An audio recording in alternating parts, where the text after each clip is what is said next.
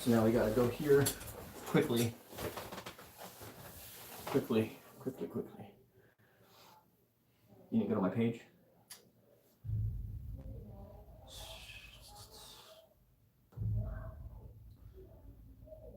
There you go, right there.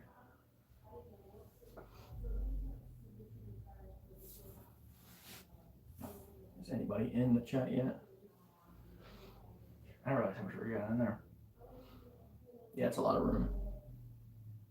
Four people are watching. Can we? Sorry guys, this isn't my normal setup. Turn on the volume on here so we don't get reverberation. There you go. Hey MKSM, hey Patriots, what's up? So as you can see, I am not in my normal place. Let's actually talk to Rich for 1 second. I'm going to try to get the camera in a little bit closer and see if we can zoom this in a bit. Hey everybody. I know it's been a while since I've been in one of Mark's videos. If any of you remember me.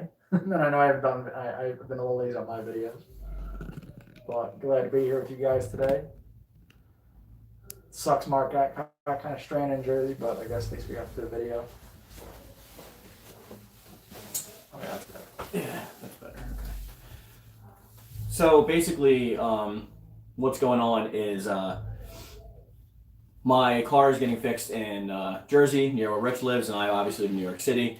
So it's not going to be done yet. So we just have to be patient and wait until my car's fixed before we can start returning the videos. But at least since Rich is here, we are able to do a live stream together. So that's a good thing. Yeah, this is going to be a Soul Calibur chat, Brian. We're going to be talking about Season 3 and the release date. So I'm going to be looking up and down because this is not my normal setup. So we need to look at the camera. And then obviously we're going to see the chat here as well. So super chats and stuff are on, guys. So any donations and things like that are not necessary, but they're greatly welcome, especially because I'm fixing my car. But I mean, so if you have any questions for either directly Rich or myself, then please direct to one of us in the actual chat, and we'll try to follow it that way. So it's easy for us to see here. Hey, what's up, Brian?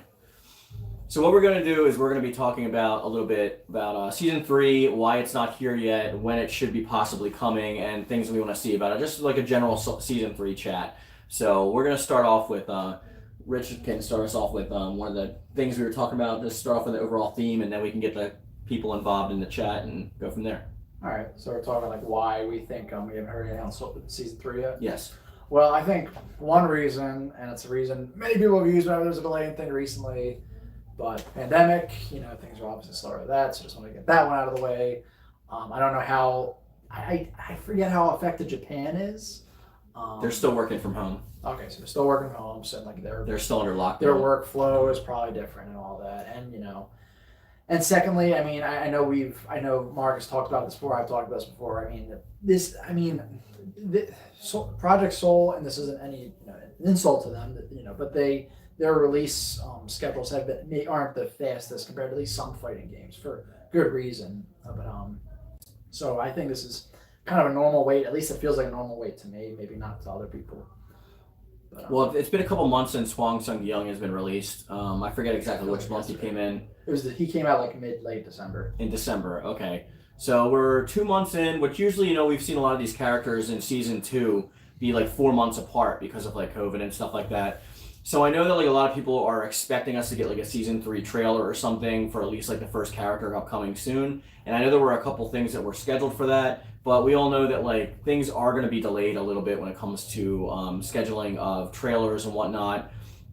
Now we do know from the leaks and from what's in the code for the actual game that like we know who's pretty much said to be in Season 3, so we're not really going to talk about that too much here. I've made a million videos on that.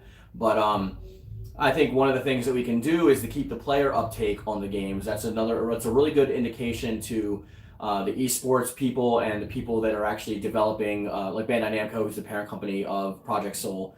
That is their way of saying that there's still valid interest. So based on the sales from the last season pass and based on the activity on the games currently, that's going to determine how fast or how soon we give it or how much of a budget they get for that. They may very well be working on it. They may already very well have the first character done or something like that. But it's not gonna. We're not gonna hear anything for probably at least a month. I'm guessing even maybe a little bit further, just because of the way things have been going on and the tournament cancellations and all of these things in Japan's state right now. It's going to be a little bit of a wait until we get something back. I've seen a lot of people saying they're tired of hearing that about COVID or whatever, and they're tired of waiting for season 3. But it's only been 2 months, guys. Like, we've literally only had Huang for 2 months. And I'm not saying that your opinion's not valid. Like, if you're angry about like having to wait because you feel like you just want these characters, you want to finish the game and blah blah blah, then like I'd say that like part of your sentiment is warranted, and I agree with some of that. But there is still a lot of full content in the game that I know a lot of people don't explore. Things like Libra of Souls, getting the true endings, defeating all the ancients in Libra of Souls, unlocking the hidden boss, which is Inferno, which you unlock him like 3 times, and he's like really hard in Libra of Souls. Completing all the Soul Chronicles, maxing out those character slots. I mean, like, there's a ton that you can actually still do while waiting for Huang. But I know there's other points that we wanted to touch on, so we'll get to Rich for a second thing, and then we'll take a look at the chat, and we'll get back to you in about a minute. I also wanted to say regarding how I mentioned the pandemic, I guess we also have to consider that I don't remember the exact time frame, but I think things got crazy. I think we had already had Hilda, and I want to say maybe Halmara, or Halmara was like just coming out around that time. So like they probably had a lot more development done already for the season 2 guys. But season 3, like they're starting that like with all these with a whole different lifestyle too. But in season 2, I already had some progress. And there was something else I was going to say, but I lost my train of thought. So if it comes back up, I'll mention that. Okay, so let's take a look at the chat. I agree with what you said, by the way. So we have MKSM, who is a Yoon-Fam member, but I actually don't see the Yoon-Fam member stamped by his name anymore, so MKSM might not be a member anymore. Also, guys, don't forget to like the chat if you're watching the chat. There's about 12 people in here, so that really helps spread the chat around a lot, because I don't have hashtags in here or anything yet, because this is not my setup. But MKSM says, what was the gap between Season 1 to Season 2? That was because there was no Season 2 planned past Season 1. There was originally a Season 1 that was planned, and it was in the data files for those characters. That was all entertained within the same budget, but then after Season 1, that's when we started getting the data files for Season 2. Does he mean how long the gap was? But no, why was there a gap? Oh, okay. Yeah, why was there such a long gap? And it was because Season 1 was planned for. It was a couple months. Okay. Season 1 was planned for, Season 2 was not. So they had to do things with a guest character and all that. You want to read the next comment? Sure. This is from Teddy Fraser. Sorry if I said that wrong. Hey guys, they just released a Tekken trailer, so yeah, a month and a bit before Soul Calibur 6, I would agree. In my opinion, they usually release Tekken first then. Do you want to... So I think what you're saying is they generally cover Tekken news first and then go to Soul Calibur. I can maybe agree with that. I can't remember every bit of like the news. Every instance where that occurred. Yeah. But I mean, Tekken is like it's their baby. It's their bread and butter. It's their bigger focus when it comes to fighting games. So like I could definitely see you being right about that. With Tekken is kind of priority, then Soul Calibur is next. And we kind of already like we're in the middle of Tekken's next season, so it's like we already knew something else was definitely coming. While Soul Calibur, it's like we didn't even start season 3 yet. Okay. And MKSM says I had to cancel it temporarily because of budget. That's fine. I totally understand that. We'll still have you in on the member play days and all that stuff. So just whenever you get back, then I guess we'll see you back again. By the way, if one of you guys can actually link a link to the Discord chat in my Discord as well as Ragiroth's Discord, if any of you are in both of them, please put the chats there so we can get people, so put the link there, the hyperlink, so we can get people into the live chat. I appreciate it. So the thing that, okay, we get on our question real quick, and we'll answer this and then we'll go on. Paulie D said, I hate waiting, but I don't like Tekken. I'm not a fan. I was upset. When a new Tekken trailer came out. Okay, so the thing you got to understand about Tekken is like Project Soul is like the last back priority burner for Bandai Namco. They've I think the highest selling Soul Calibur game was Soul Calibur 2, and it only sold about 3 million copies. As opposed, I think it might have sold 4 with the HD collection. But as compared to Tekken, the lowest selling Tekken games easily like sell like 5 million copies. I think their lowest one was 4 million. I think it was like Tekken Tag 2 might have been like 4 million, but they go up in like the 10 and 12,000 million I can't marks. believe that game didn't sell that. It's like my favorite Tekken game. I know, it's one of mine too. I like bowling better from Tekken 1, but yeah, I love it as well. I was gonna say I kind of here's how I see it. Tekken is Bandai Namco's Street Fighter.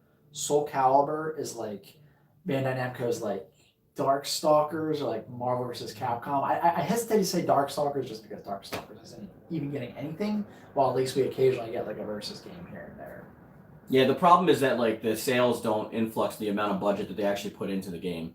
So the reason that they set it such a low bar for Tekken for Soul Calibur 6 is because when Okubo came to them with the idea to make this, Harada had already moved on to just Tekken's team, and so Masayama and Okubo were the ones who were taking over as director and sole producer in the beginning, and they had to beg Bandai Namco to get this game making. We've already covered this in videos in the past, but they said, okay, if you sell 1 million copies, then we'll consider rebooting the series, or at least like putting more finance into the series. So they rebooted the entire franchise back to Soul Calibur 1 with this new Soul Calibur 6, and we all know the new timeline lore and stuff like that. But basically they had to make the money back they got put into this, which is why we had such low production value, which is why we had so few new stages and new content as far as character creation equipment stuff go, and they rely highly on the productivity of their sister company, which is the Tekken team. That's why they have so many Tekken costumes and whatnot in there, so we can actually push that out to esports people to get some new players in. So there's that reason. But overall, I think Season 3 is probably on track. I think we're probably not going to see it maybe for 2 months. I was hoping for an announcement in February, but it might be next month or the month after until we actually hear something when it's going to come out. I was actually going to say, this might be kind of crazy. I was actually going to say maybe we wouldn't hear about Season 3 till EVO. Yeah, if EVO's still going to happen the way it's supposed to happen too. I'm just trying to think like maybe they're just waiting for a certain event to announce it. I forget if because I think Season 2 is announced at EVO if I remember correctly. Yeah.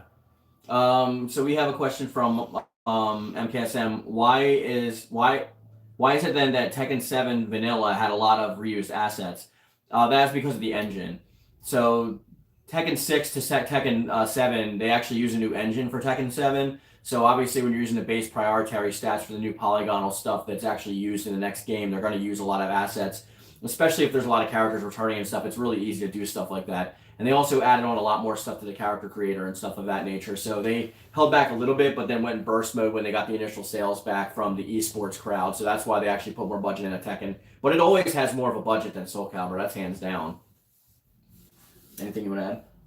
I was just because I feel like apologize if you said it already. I feel like Tekken. No offense to them, I feel like they reuse assets a ton. Yeah, they do. They always have. Soul Calibur is always trying to find its footing, and we know that it's always on different generations as well. So like the first one was in arcade only, and then on PlayStation, right? Soul Blade and Soul Edge. And then Soul Calibur 1 was only on the Dreamcast, and then Soul Calibur 2 was on all three, and then Soul Calibur 3 was only on PS2. So they're constantly utilizing different engines and different sources to get their development process pushed through, and they're getting financing from multiple different sources every time. So they have to use different engines and different techniques every time. Whereas something like Tekken, their budget is built into the base vanilla version of the game. So when you have the same animators and the same team and the same engine going in there, because it's Unreal every time going in there, then we have a lot of these assets being built upon. It's not exactly the same assets. It's the base asset with extra polygonal content on top of that. If that makes any sense to you. You understand. You want to read Paulie's comment? Where are we at? Just go to this one. Okay. Paulie D said, "I'm sorry about what I say. I was a fan, but not anymore. And also I got a message from Kind Word, and I don't know if it's fake or not." Okay, I can't tell you anything about that. I have no idea. Who's Kind Word? I don't know. Sit back a little bit because yeah, I think the thing is with Season 3 also is that a lot of the characters that are being promoted in Season 3 aren't very burst worthy. We did have some characters in Season 2 that people would really be acclimated and highly accessible to. Huang coming back is a huge one. A lot of people have been wanting him for forever. So now that we already have Huang, maybe pushing Yoon Song back and saying hey, Hong's coming out. It's not going to be as big as yay, we finally got Hong back, because we've had him in 4 and 3, and he's going to have a similar moveset to what he's had in the past with the Taekyon base and the Chinese blade. Setsuko is also kind of at least a fairly popular that missed out on 5. that was missing from the base roster of 6. So I think her coming back was a big deal as well. Maybe not quite as big of a deal, but still. Yeah, I think that holds true. But Setsuko was also one of the characters that got like a really good revamp. Like she had a whole new backstory. Definitely. She has a new gameplay style mechanics, a lot of new combo strings flown in there, a lot of new defensive techniques. And she has a lot of stuff that's hidden within her soul charge and her what do you call it? Like The soul charge thing. Yeah. So like she has a lot of moves hidden with that too that you can actually aren't accessible until you go into that mode. But I think, guys, we're probably going to go on for another maybe like 10 minutes, and then we're actually going to go over to Ragiroth's channel and have the second part of the live stream. So get in a couple more questions that you have right now so that we can answer some of these, and then we'll go over to Ragiroth's channel. Michael Garcia just said, yeah, she did. Yeah, Setsuko was highly revamped. I think a lot of the characters have been, which is why when people say, like, we're going to get a character that's exactly the same, it's not going to... A lot of people unfortunately say, like, oh, well, I want Aeon from Soul Calibur 5 back. Like, I know Rich really wants that with, like, the double axes and stuff.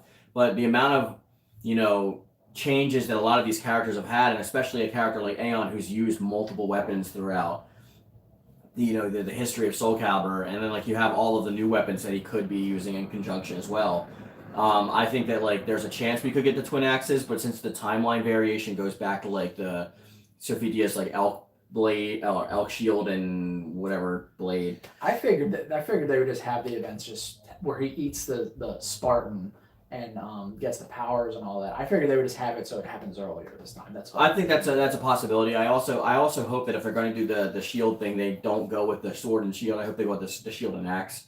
So at least that way it's like more of a variation and a diversity amongst the actual play styles that are in the game as opposed to what we have now, because I already feel like it's a little bit much with some of the double weapons, even though they play completely differently. Yeah. And there's ones that I prefer. Like I prefer Cassandra's play style to Sophitia's play style, for example, because she has like speedier combos and like her setups are a lot better with her parrying and whatnot. But I think that like Sophitia is more of a damage dealer. Like she's definitely a hits per second damage person.